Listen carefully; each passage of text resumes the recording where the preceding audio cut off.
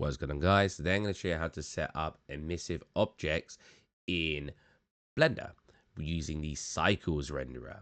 I had a video showing EV. Cycles is to many a more accurate, more detailed renderer. So I'm just going to quickly show you how to set up this. So as you can see, we have a white cube emitting light and a red cube emitting light. Now, cycles is a bit slower, so you have to wait for it to render. But yeah, that's set up pretty well.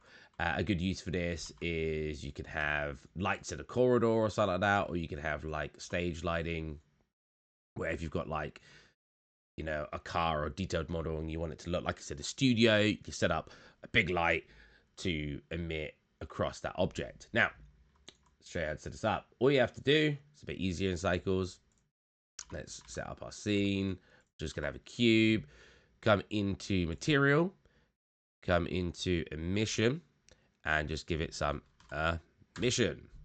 You need to see if you can put just then. So if I go to keep it on 0, go render properties, swap to cycles, go back to the material, go to emission, and make it 5 or 10 or whatever you want.